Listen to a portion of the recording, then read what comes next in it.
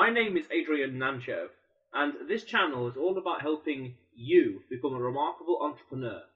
So that's why I have this podcast, Become Remarkable, to bring you people from all over the world, whether entrepreneurs or not, to share with you their story, their journey, their experience, who they are and why they are doing what they're doing.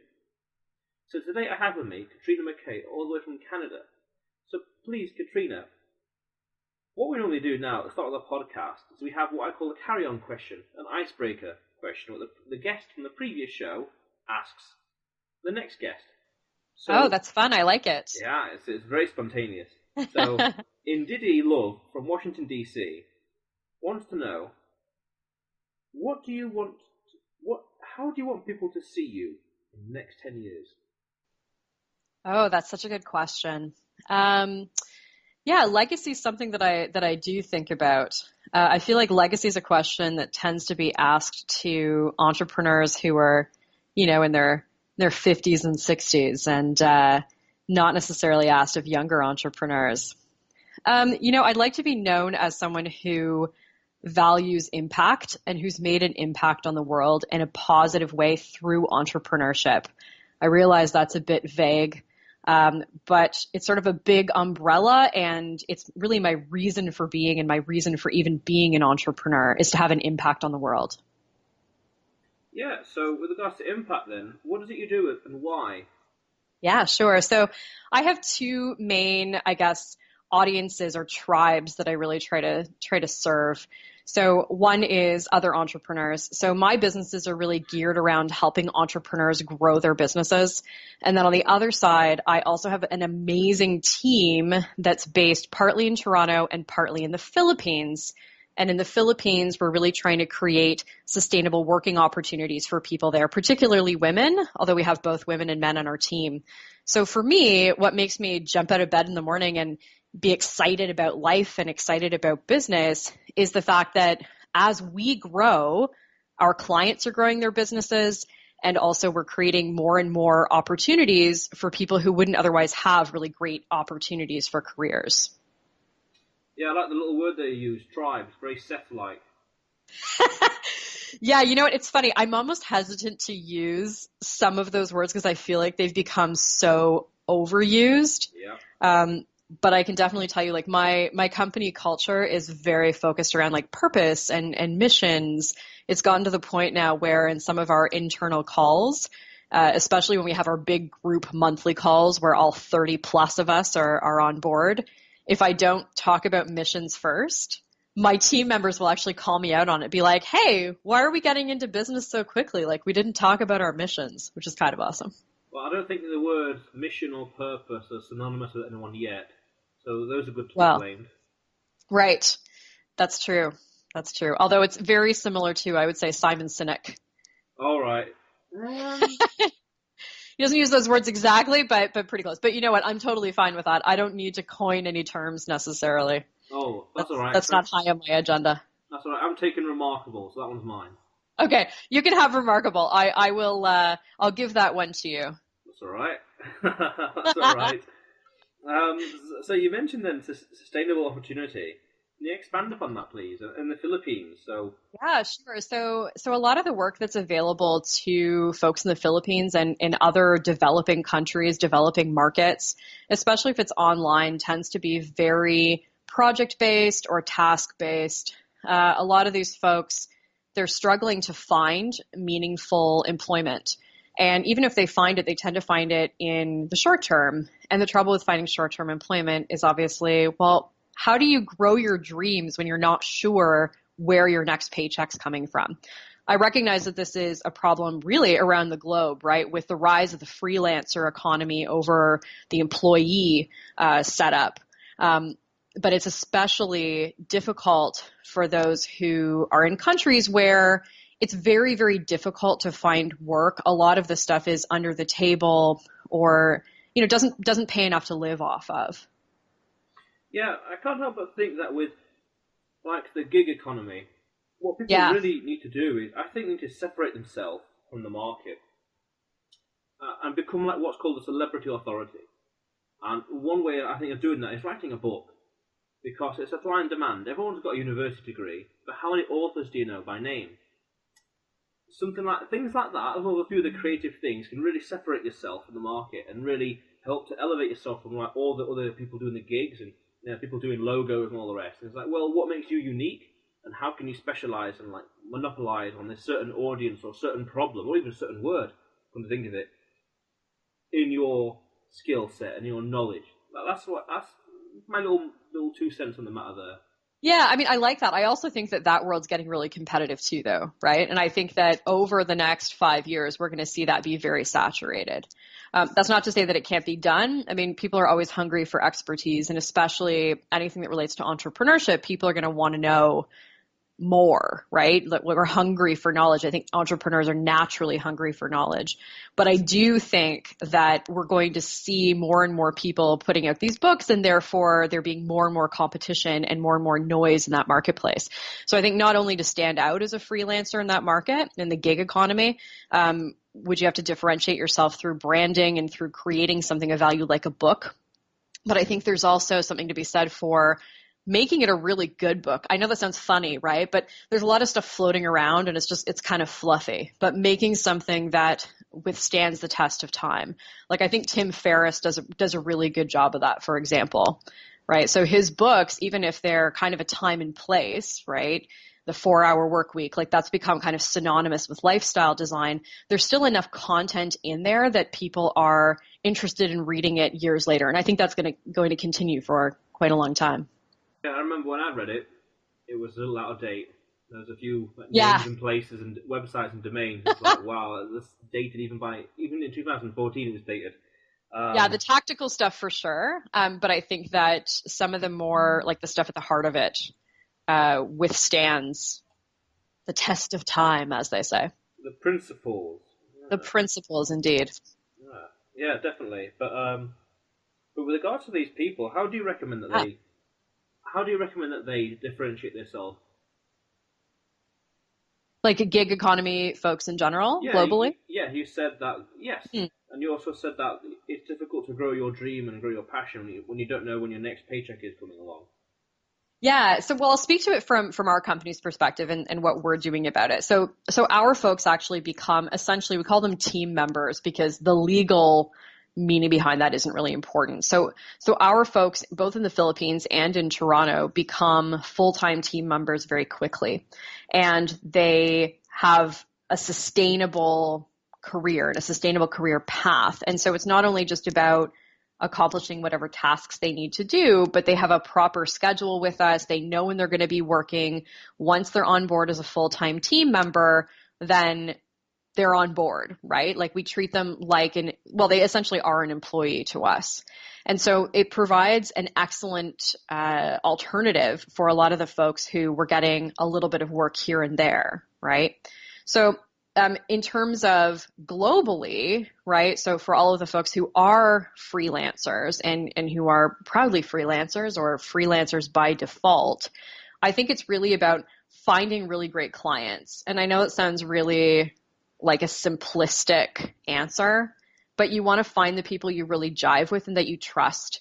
Trust is really important. It's not just about a client trusting you, but it's about you trusting the client and having a good rapport with that client.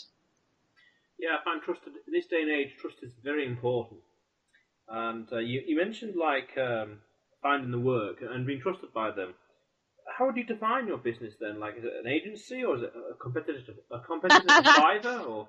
Yeah, you know what? That's a really, really good question. So you mentioned the word agency, and for the longest time, I always said I was like, I will never start an agency. And then fast forward 7 years later, and I've basically created an agency. So we provide all kinds of admin services and business support services to entrepreneurs. That's what we're known for. The company's called Up Level Solutions. I guess I should mention that too. And then under the same banner, I also offer business coaching. So it gives us an interesting perspective into these businesses because on the one hand, we're handling simple administrative work or scheduling or customer service.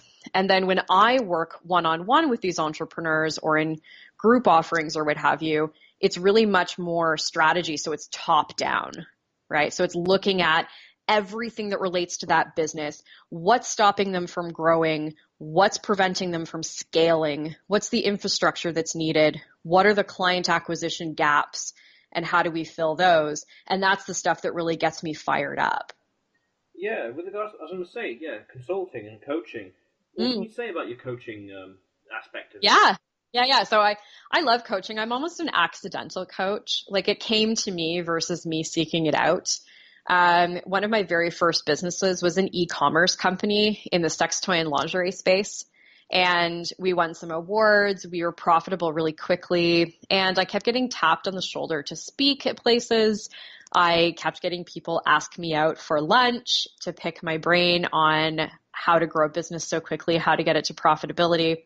And it was funny, actually, on a couple of those lunch dates, people actually said to me, hey, you know what? I would love for you to coach me in this. And my answer to that was, no, I'm too busy with my own stuff.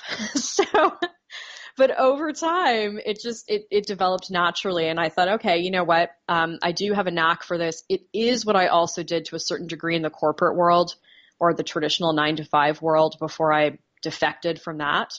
So it is logical to a certain degree in terms of the story. So my coaching, I love meeting entrepreneurs where they're at, figuring out what the next level is for them, and then reverse engineering from whatever that next level is. So that's working out the math. That's figuring out what the right things are, and more importantly, how to do them in the right order. So I work with entrepreneurs in pretty much every sector. There are very few that I don't touch. And they could be anywhere from like the mom and pop business that works on their company on the weekends, all the way up to companies doing 6 million in revenue a year. And then above that, I tend to bring in other partners. Sounds very serious then. And does it? I hope in a good way, yeah. Well, I was very curious because you said you defected from a company, from a corporate or blue chip. I'm curious then, why is that? Yeah, sure. So I think I was always an entrepreneur, like just at heart. Like even as a child, my parents will tell you that like I was always trying to create something. Maybe I wasn't trying to sell something, but I was trying to create something. And creating value in the world has always been really important to me. And my first few jobs out of university and throughout university were all at small or medium-sized companies. And I really thrived in that environment. I often took on way more responsibility than maybe I even should have been entrusted with my level of experience. But I just had so much enthusiasm. And then I made some different career choices, and I moved into much more traditional kind of 9-to-5 or 9-to-9 roles in the marketing space. And while, there was definitely some positives about that, one day I woke up and I said, I'm not going to be the person who at the end of my life, people are like, wow, Katrina wrote really great reports. And that's what I felt like I was doing. That reminds me of Jeff Bezos' story, where he decided to leave his job at Wall Street and start Amazon in like 1994 or something.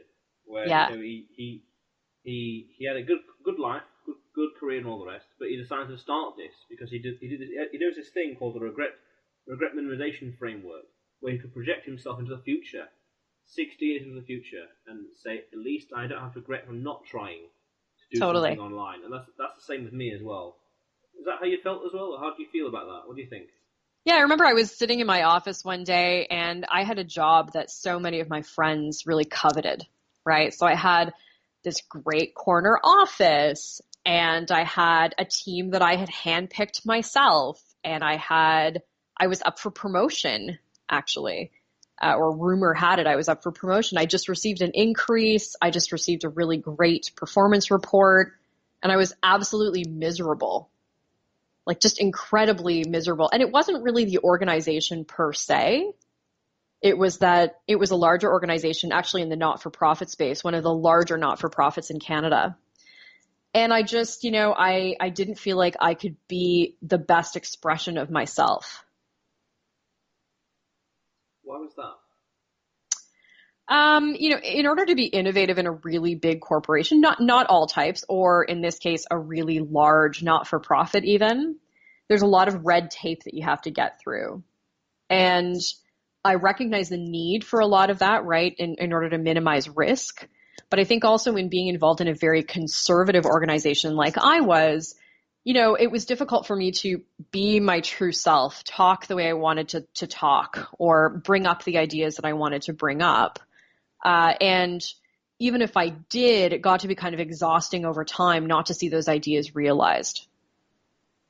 Is that how you think with your team at up-level solutions? I'm trying to find the phrase now. You didn't call them employees. You called them something else. Team members. That's Yeah. it. I only see the word tribes. That's it. Yeah. So, as that ethos, that desire for less red tape, translated into up-level, Yes, and how absolutely. do you approach that with your employees? That's interesting. Yeah, so we have different levels, though we're not super hierarchical. We do have different levels in terms of reporting. And it's interesting we're having this conversation now because I just got off of a core team meeting. And my core team is made up of, there's one member, very senior member from our team in the Philippines. She's our team manager.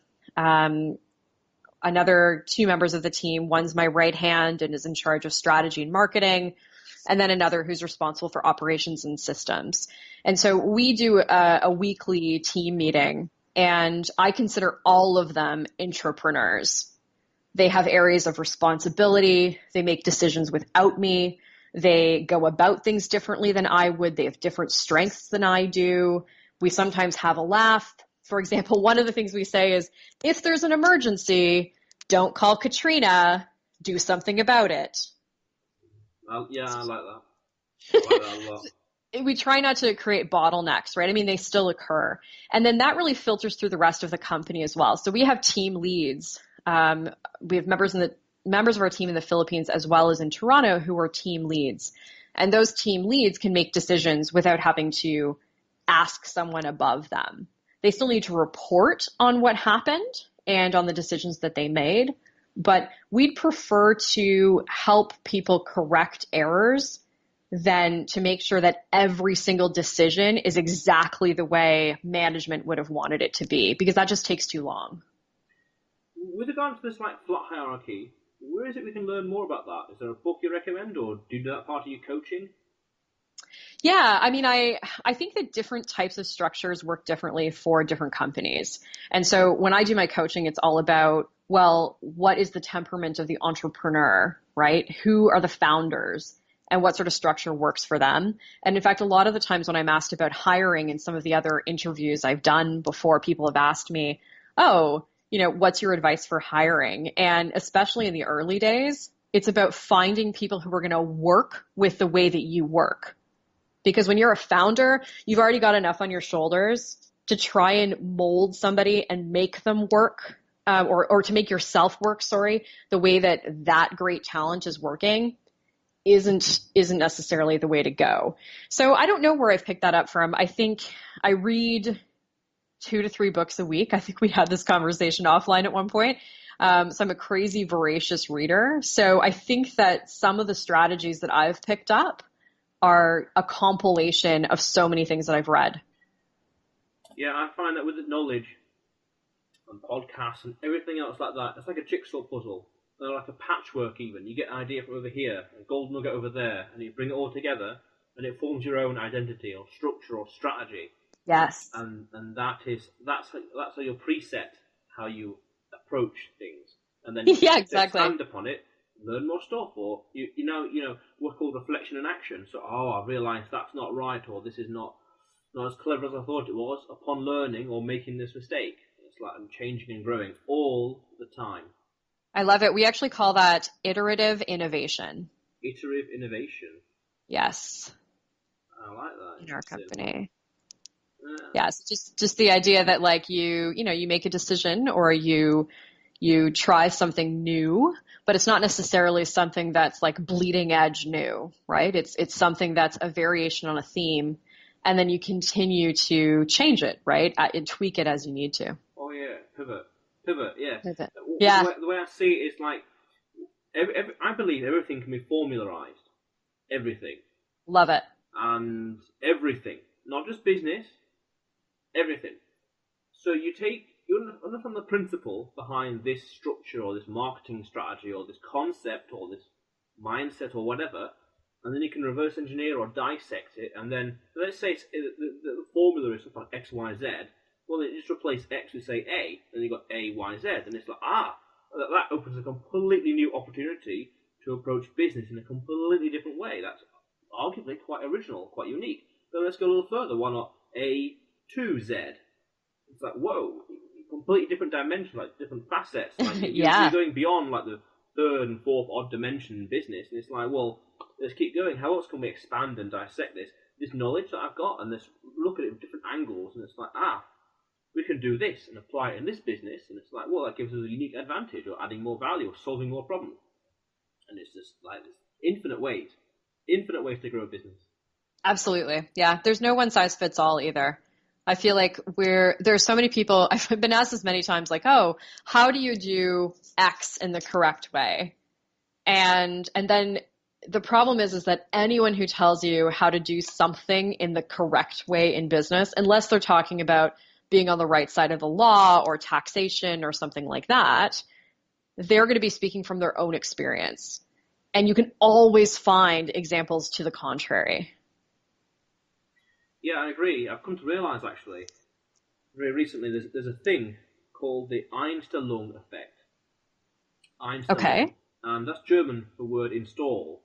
And that means that when we have a certain knowledge in our brain or practice or experience, we then view every possible problem as how we can use this knowledge in that respect. You know, when you got a hammer, everything's like a nail. It's literally that, but like more scientific. And it's a fallacy of sorts, where it's like, endeavor then to argue against yourself and realize how can you do things differently. Because I've noticed that when it comes to marketing, I always say the same thing. But now, but since I started the podcast, I've realized, wow, some interesting benefits from here, interesting insight and content, and interesting narrative and reputation building. It's like, well, I'm adding a podcast to the suppository of ideas to say, well, do this, gentlemen, do this, or create this, or do that. Yeah, I mean, I think a lot of what I do as a coach too, so I've worked with over 100 different entrepreneurs, and a lot of what I bring to the table as a coach for each of my clients is ideas as to how other entrepreneurs have faced similar situations, right? Because I think having the different options in front of you really opens your mind, or at least it's really opened my mind. And I endeavor to do the same for a lot of my clients. I also think too, and I'm damned by this too. We're damned by our past successes and by our past failures. Because even if they're not statistically relevant, they have emotional resonance for us. So if we hear this all the time in the simplest way, right? So if somebody they get a booth at a trade show, right? Or they invest in a Facebook marketing campaign and it doesn't work for them, then they could even go into a completely different business a decade later, but they still believe that trade shows and Facebook marketing don't work. They're like marred by that. But the more tricky parts are where you're stuck on past successes, right? You're like, well, this worked for me in the past, so this is obviously the way forward. And even if it worked for you by fluke, there may be no rational reason that something worked for you, or it was a confluence of multiple events, and that's what worked for you. We all get really predisposed to using those same channels, right? Doing those same types of plans, those same types of activities. It can be very difficult to break out of that cycle. Yeah, what's called also a cognitive bias, called cognitive bias, yes. Survivorship bias. Where what worked for some people in their situation, scenario, and in their experience doesn't mean if the advice is going to be compatible with your own. Take it and extrapolate it and understand the principles or underlining advice, but taking it word for word, not going to do you justice. Yeah, indeed.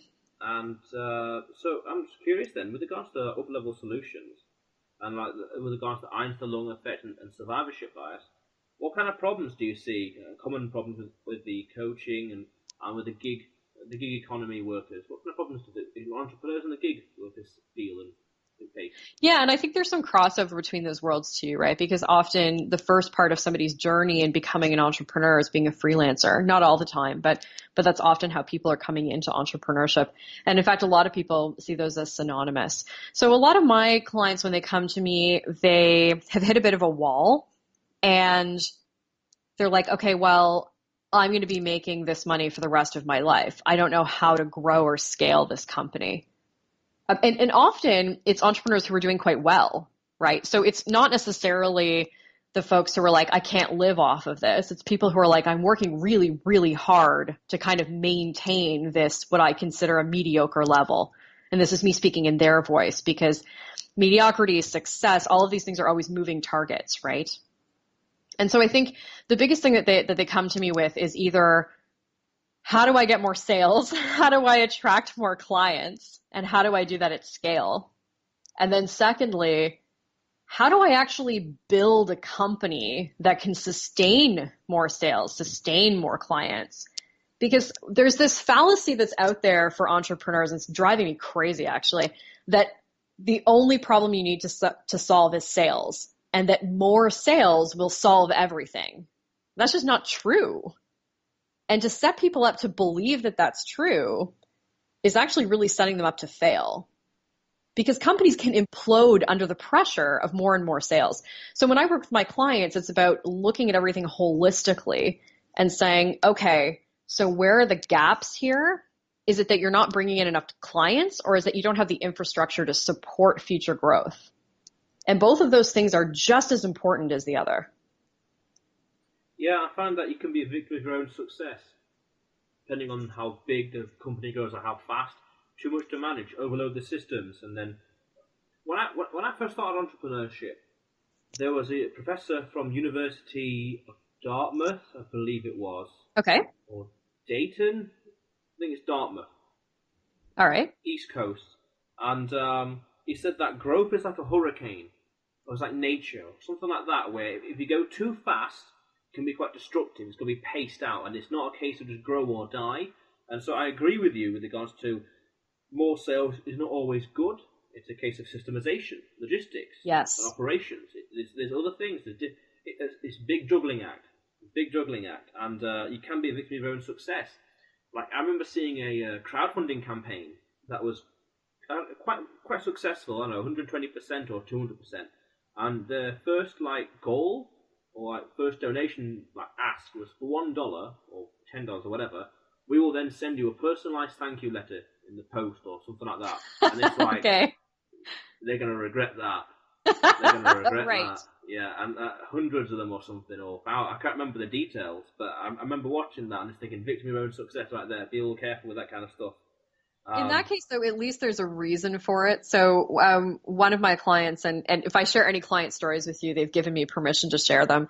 So one of my clients is in the e-commerce space, and he was handwriting notes that went with every single package. And I, at one point, said to him, I was like, that made sense when you had 3 packages going out per day.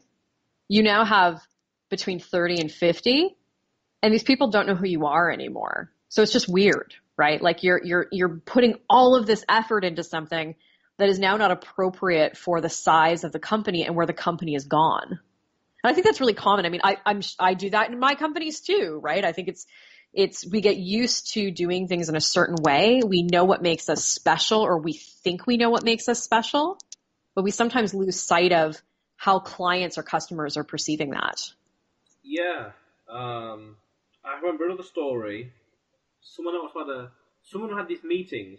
I can't remember the details or stuff like that. They had these meetings, and before every meeting, he used to write up the minutes from previous meetings and print them out. And then one time he forgot to do that, and he noticed that nobody cared. And it's like, right. He's wasting his time. Right. Yeah. That's something we really try and avoid within UpLevel, and also for our clients too, right, is to avoid any kind of unnecessary reporting. Like, reporting is important, but to a point. Same thing too, some of my clients, bless their hearts, they're looking at every single metric as if it's a KPI, right? Remember there was one thing and it was like, number of people who've liked my Instagram post about my upcoming course, and this is now declining. And I was like, okay, how much of your business comes from Instagram? And they're like, we don't know, but we're very concerned about the lack of likes on this post. And I get it. Like, I get how we develop that mentality, right? Because we want to look at everything. Measurement is such a hot topic, but you can also, it can be like death by measurement, right? Death by KPIs. Not all of these things are actually key performance indicators. Death by KPI. Yeah. Death by KPI. I should make t-shirts that say that. Yeah. Interesting concept right there. And speaking of KPI, are you familiar with like lean agile or lean manufacturing at all? Yeah, to some extent. Taiichi Ono. Yep. 7 Waste, Tim Wood. Yeah. Yeah, that's what came to mind straight away with regards to the KPI. Time. I'm a big fan of Scrum as well, which came out of that lean movement. Not overly familiar with Scrum. Okay. Had a bit of a passing experience with it. To me, it's just organization and time management, which to me is Parkinson's law. It's just the 7 wastes. So for those at home that don't know what it means, Tim Wood is an acronym. So the 7 wastes in a business or any organization. Time, inventory, motion, waiting, overproduction, overprocess, and defects. These are all different aspects of any organization, or where most of the flaws or faults or bottlenecks come from. And this goes into Kaizen and Taiban. So some interesting stuff there. The Toyota way, there's a lot of information there. And one metric that I like a lot is IPA, which is a probably informal one, which is income producing activities. So you mentioned the character who was writing these thank you notes from the orders. Right. That can be outsourced or delegated or deleted. Yes. Especially if you go on, say, Photoshop and a Wacom tablet and create your own signature, print them off and get ready to slap them in. Or not as authentic, but much more scalable. Yeah. And that directly and indirectly isn't producing anything for the bottom line. So that's the kind of thing that I would not go for. In fact, that's probably over processed, really, if anything. Yeah, one of the things that I recommend for a lot of my coaching clients, and I think might be helpful for your listeners too, this has really helped me in any case, is I have a note on my phone and I call it my EAD list. So eliminate, automate, delegate. And if anything comes up for me in a month more than twice, I think about, okay, could I eliminate this task? Could I automate it? Could I delegate it? And always in that order. And I'll tell you why sorry, go ahead. No, please finish. So I'll tell you why the order, eliminate, automate, delegate is so important by telling you a little bit of an example for my own company. So we are constantly hiring team members in the Philippines. I mean, we hire, I would say 3 to 4 per week because we put them through a training program. So one of the things that I was doing was my name was on all of the job posts, and we put them up in all these various groups. And so all of the resumes were coming into my inbox. And I thought, well, this is silly. I'm not going to be the person who's responsible for actually vetting these. Why am I reading them? And you would think that the most obvious solution would be to go in and change all of the job ads so that it's our team manager who's the person who actually reviews these resumes. But oh no, I was super stuck in my ways. And so I asked my executive assistant to forward all of these emails to our team manager. And I was like, well, and then I eventually, caught on to the fact that was absolutely ridiculous, that there was a way to eliminate all of these emails even coming into my inbox, right? So before you go to delegate anything, you want to look at how to automate it. Before you automate anything, you want to look at how can you eliminate it altogether? Because we all get caught in this, right? In this whole oh, well, maybe the easiest solution is to just give it to someone else. But if you're giving someone else a terrible process or a task that doesn't matter, that's just waste, right? That's a great example of waste. I like that a lot. The EAD, I like that a lot. I'm going to implement that because lately I've been thinking about I need to have a virtual assistant. I was unsure what task to give. I can think of 1 or 2 or 3, but then it's I want more because I heard from one of my mentors that when you get one, you just figure out more things to give and give and give, and it's yes, that's very helpful as well to identify right at the bat what I need to Eliminate, automate, and delete. I like that a lot. I'm gonna start No, that. wait, eliminate, automate, delegate. Delegate. Okay. Yes, delegate's the last one. Well, yeah, for sure. If you are ready to offload some of that stuff, then my team will happily take it on. That's what we do. I'm guessing there's an interview process and everything, like with Skype and.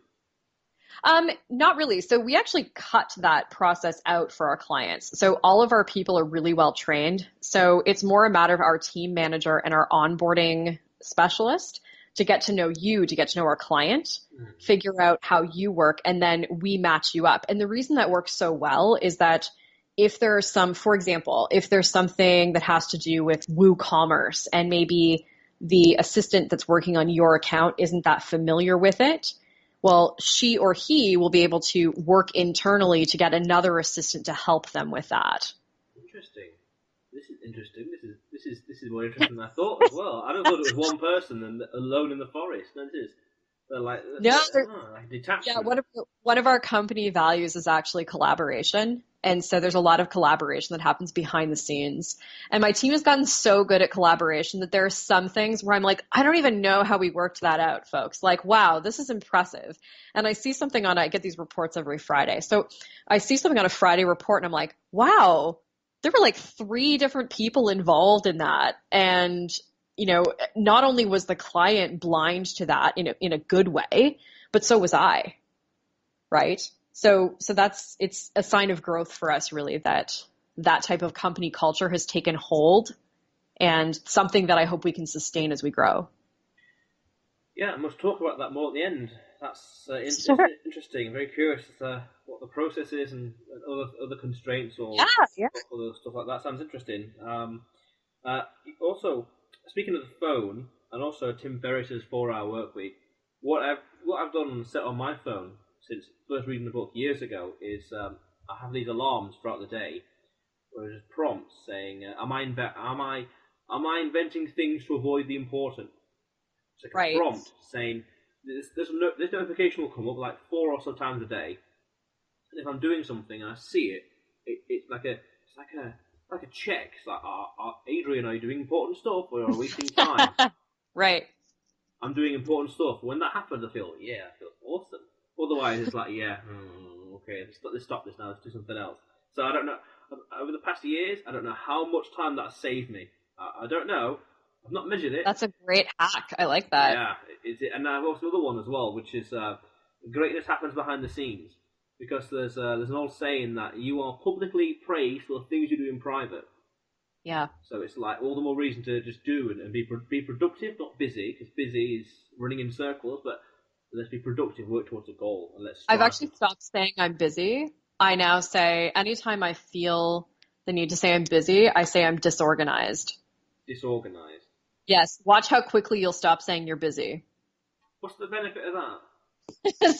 So I've replaced busy with disorganized, and I've replaced stressed with fearful or afraid, because that's really what it is, right? So once you get, not always, but once you get to a certain level, I feel like, and once your job is primarily decision making, which that is primarily what my job is at this point, then if I'm busy, it means I'm disorganized or deprioritized.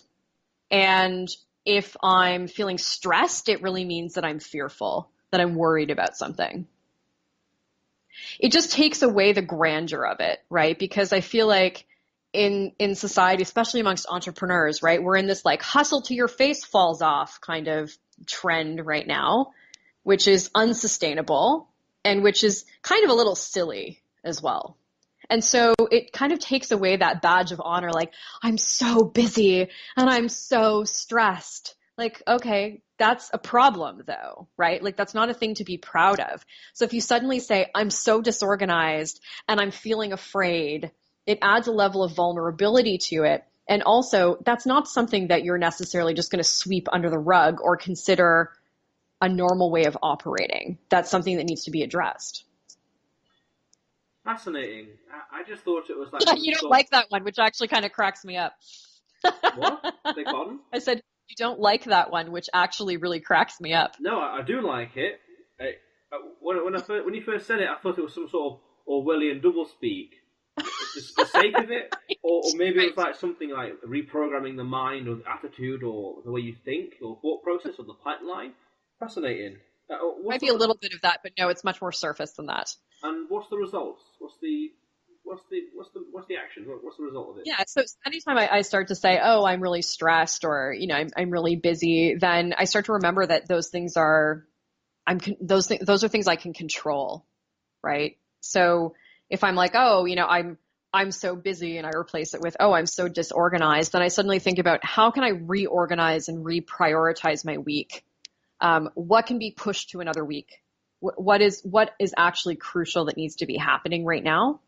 And then if I say, oh, I'm really stressed, or I find myself saying that, I switch it over again to I'm feeling fearful. And if I'm feeling fearful, then I think about, well, what is it that has this high emotional resonance for me? And how do I deflate that? Or how do I confront it if I need to? Do you have any other words that you replace? Those are the only ones so far. Right, and you Be a said fun game. you replace the entire language. Just Uh, replace all of. yeah, well, you're two words in. Why not three? Why not four? What's stopping you? Yeah. Not too far from Yeah. 10. A nice round number, double digits. Okay, Yep. interesting. But as we begin to wrap up this podcast, though, Katrina, what is it you're working on now, and what's next for you? Yeah, so it's interesting because I've learned so much from working with all of the entrepreneurs that we've worked with, both as outsourced services clients, right, or virtual assistant clients, as well as business coaching clients. And many of the things that I've taught or I've walked them through are things that we're doing, right? It's funny how that works, but we're really looking right now at creating more capacity. So client acquisition has never been an issue for us. It's always been how do we create more capacity so that we can take on more clients? And so we're in the process right now of hiring someone to handle a lot of our inbound inquiries. And that's something fairly new because that's something that is really within my zone of genius. And so I've now gotten to a point where I can't just do all of the things that I want to do because I like them or because they're in my zone of genius or because I'm great at them. I have to still think about, okay, it's time to bring someone on to support these functions, not because there's a gap in our ability in terms of our knowledge or our skills on the team, but because my time is limited. So that's really what we're aiming towards. It's the unsexy stuff, right? The behind the scenes stuff that people don't love to talk about. Like we don't have a big launch coming up. We are redoing our website and our marketing materials, but these are things that have just been in process for some time. But yeah, and I guess this is a departure for me too, I should say. So I used to do a ton of media. I was very much in the spotlight for some of my companies. And then I took a step back. And that was a very conscious decision because there was a lot that needed to happen, to use your words, behind the scenes, right? So now that a lot of that behind the scenes stuff is either in progress or has been taken care of, I'm now starting to step out more and do more stuff in the public eye. Yeah. I was going to say some inbound inquiries. Yeah, inbound marketing. Yeah. I think inbound. As a quick side note, I think inbound marketing is the way forward. Not so much outbound, where rather intrusive, and people like to buy, but don't like to be sold to. Yeah. And by the sounds of this EAD system, there's more free time afterwards as well, which is great to be even more productive, not busy. And to be creative. Mm-hmm. Yes, very important. Getting new ideas. I've heard recently, or been reminded recently, want to come up with like 5 or 10 ideas a day and practice those muscles.